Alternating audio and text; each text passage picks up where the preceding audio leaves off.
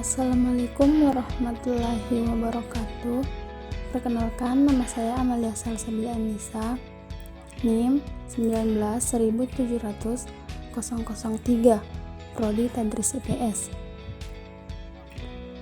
Di sini saya akan menjelaskan materi tentang teknologi pembelajaran. Nah, yang pertama, pengertian teknologi pembelajaran. Teknologi pembelajaran adalah istilah inklusif untuk alat materi dan landasan teori untuk mendukung pembelajaran dan pengajaran. Pengertian dari sebuah teknologi pembelajaran tidak terbatas pada teknologi tinggi, tetapi merupakan segala sesuatu yang meningkatkan pembelajaran di dalam kelas dalam pemanfaatan pembelajaran campuran, tatap muka ataupun online. Teknologi pembelajaran terdiri dari sistem, aturan, alat, dan kegiatan. Itu semua dirancang untuk membawa siswa agar dapat mencapai tujuan pembelajaran tertentu secara sistematis, efektif, dan ekonomis. Teknologi standar seperti itu tentu saja harus berasal dari teori ilmiah yang eksplisit dan teruji. Meskipun bukan komponen penting, tetapi teknologi pembelajaran perangkat teknis sering terpakai dengan tujuan meminimalkan konsekuensi negatif, di mana konsekuensi dan fluktuasi dalam memperhatikan kesalahan atau kesalahan baik oleh siswa ataupun oleh guru. Nah, yang selanjutnya adalah manfaat teknologi dalam dunia pendidikan. Nah, yang pertama adalah menambah informasi. Manfaat pertama penggunaan teknologi adalah sebagai sarana pendukung bagi siswa dan pendidik untuk mencari informasi yang lebih luas, selain menggunakan sumber dari buku dan media cetak. Yang kedua yaitu meningkatkan kemampuan belajar. Hal ini terjadi karena informasi yang ada di internet lebih update sehingga para siswa bisa dengan mudah mengakses informasi-informasi baru yang diperlukan di bawah pengawasan guru. Yang ketiga adalah memudahkan akses belajar. Proses pembelajaran dapat dipermudah dengan adanya teknologi dalam pendidikan. Misalkan, guru dapat memberikan materi atau tugas belajar melalui email sehingga peserta didik bisa segera menyelesaikan dan mengumpulkan tugas tersebut. Selanjutnya adalah materi lebih menarik. Nah, penggunaan teknologi dalam pendidikan dapat membuat peserta didik lebih nyaman dan tidak terkesan jenuh atau monoton karena penyampaian informasi melalui teknologi canggih terlihat lebih variatif dan modern. Nah, yang terakhir adalah meningkatkan minat belajar. Informasi dan pengetahuan yang lebih lengkap serta akses yang mudah didapatkan membuat siswa lebih minat dalam melaksanakan pembelajaran. Penggunaan teknologi dalam pendidikan memang memiliki beberapa manfaat untuk kelangsungan pembelajaran. Namun di sisi lain, harus tetap mengawasi anak-anak saat memanfaatkan teknologi karena mudahnya informasi yang diakses di teknologi tidak hanya informasi positif, tetapi juga ada informasi yang negatif. Nah, selanjutnya adalah tujuan teknologi pendidikan. Jika ditelusuri secara mendalam, maka dapat disimpulkan bahwa tujuan teknologi pendidikan secara umum adalah untuk memecahkan masalah belajar dan juga untuk meningkatkan kinerja pembelajaran. Nah, yang pertama adalah untuk memecahkan masalah pembelajaran. Selama ini, belajar adalah sebuah masalah bagi guru dan murid. Banyak murid yang tidak bisa konsentrasi dalam belajar sehingga ilmu yang disampaikan oleh guru tidak dapat dicerna dengan baik oleh murid. Belum lagi ditambah dengan kondisi ruangan yang tidak rapi penataannya. Di sisi lain, ada guru yang mengalami kesulitan dalam mengajar sehingga pengetahuan yang ada pada guru tidak bisa tersampaikan dengan baik kepada murid. Nah, dari problem-problem tersebut, maka diharapkan dengan adanya teknologi pendidikan bisa menjawab permasalahan-permasalahan tersebut.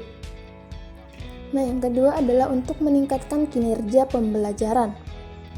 Guru mengajar dengan menggunakan kapur memang masih bisa memberikan pemahaman kepada murid. Tetapi jika dibandingkan dengan guru yang menerangkan dengan LCD proyektor, nah, manakah yang lebih efektif?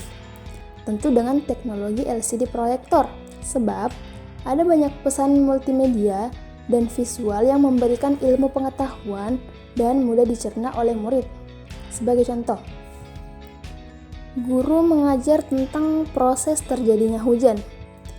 Maka dengan diperlihatkan video proses terjadinya hujan, murid akan cepat menangkap ilmu pengetahuan tersebut.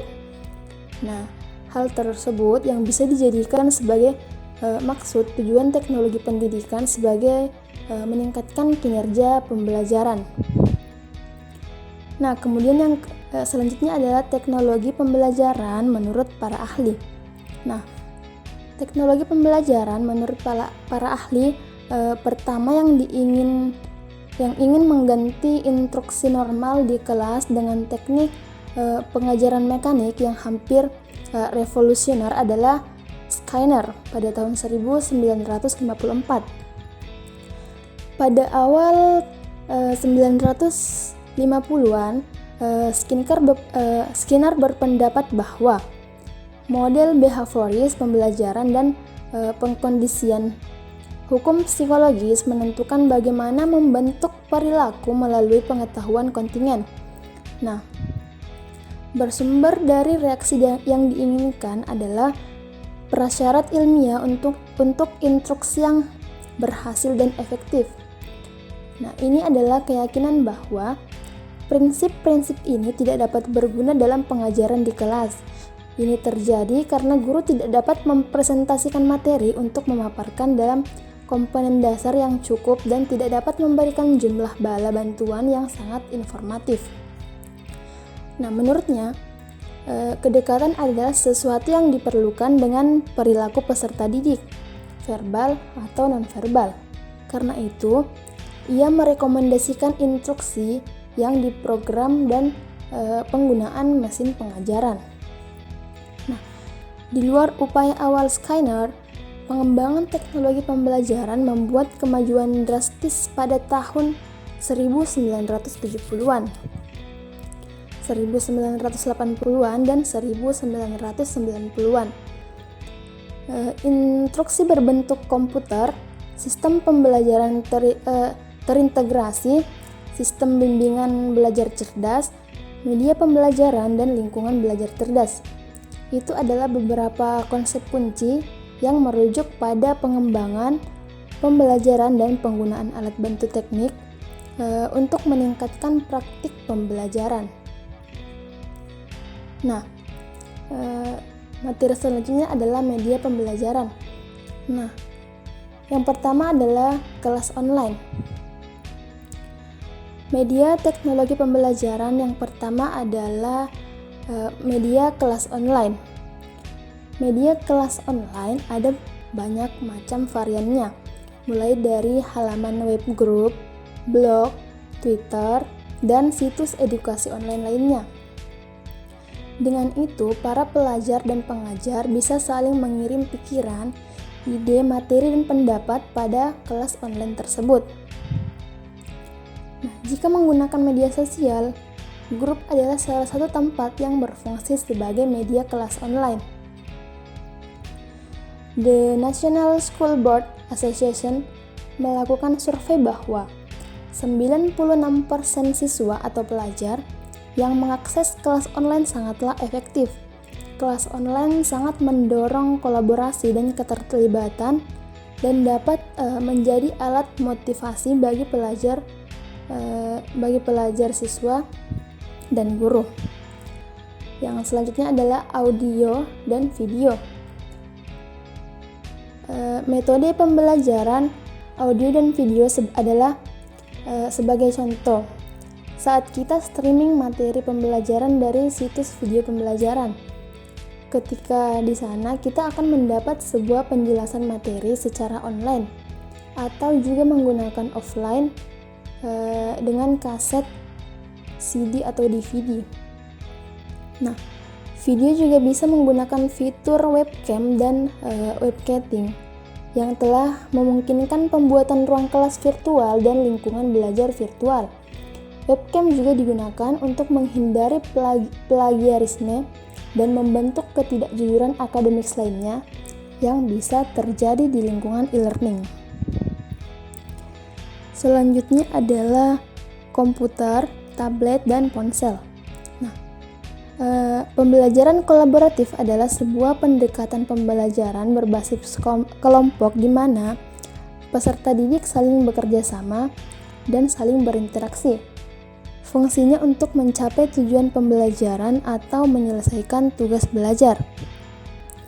Dengan adanya pengembangan smartphone, kekuatan pemrosesan dalam memajukan penyimpanan smartphone memungkinkan untuk melakukan banyak hal. Hingga saat ini, banyak pengembang aplikasi smartphone yang memanfaatkannya untuk membuat sebuah aplikasi pembelajaran secara online maupun offline pada smartphone. Nah, hampir sama dengan fungsi komputer dan tablet, hanya perbedaannya terletak pada ukuran dan spesifikasinya saja. Nah, komputer dan tablet dapat digunakan untuk mengakses situs web e-learning. Bukan hanya itu, audio video dan kelas online pun bisa diakses melalui komputer dan tablet dan sangat mudah untuk dipelajari. Nah, yang terakhir adalah papan tulis. Ada 3 macam papan tulis yang ada pada saat ini, yaitu blackboard, whiteboard, dan papan tulis virtual. Blackboard dan whiteboard sudah sering digunakan banyak sekolah dan universitas. Sedangkan papan tulis belum, akan tetapi fungsi dari papan tulis yang pada umumnya dengan papan tulis virtual sama saja, hanya beda barangnya saja. Nah, papan tulis virtual menggunakan sebuah LCD atau layar semacam TV besar yang ukurannya hampir sama dengan papan tulis biasa.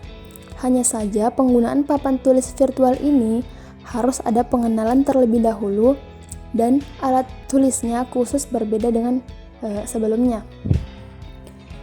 Nah, yang selanjutnya adalah dampak positif teknologi pembelajaran. Nah, yang pertama adalah muncul media massa, khususnya media elektronik sebagai sumber pengetahuan dan pendidikan pusat. Munculnya metode pembelajaran yang baru yang memungkinkan siswa dan guru dalam proses pembelajaran, yang membuat siswa mampu memahami materi yang abstrak karena materi dapat dibuat dengan bantuan teknologi. Nah, sistem pembelajaran tidak harus tetap muka, tetapi juga dapat menggunakan layanan pos, internet, dan lain sebagainya. Peningkatan kualitas sumber daya manusia melalui pengembangan dan pemanfaatan teknologi informasi dan komunikasi. Nah, adanya perpustakaan online dan dapat melaksanakan kelas online dan diskusi online. Yang terakhir adalah dampak negatif teknologi pembelajaran. Nah, teknologi pembelajaran membutuhkan tujuan yang jelas. Teknologi informasi dipandang tidak efektif saat teknologi penggunaannya tidak jelas, seperti untuk menggunakan teknologi internet, mencari hal-hal yang negatif saat menggunakan komputer di sekolah.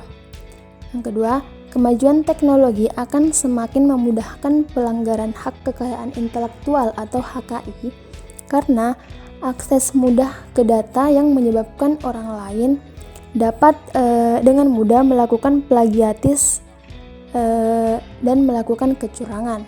Nah, masih banyak lagi yang dampak negatif dan dampak positif yang ada pada teknologi pembelajaran. Nah, sekian materi yang dapat saya sampaikan. Lebih dan kurangnya mohon dimaafkan. Wabillahi taufiq wal hidayah. Wassalamualaikum warahmatullahi wabarakatuh.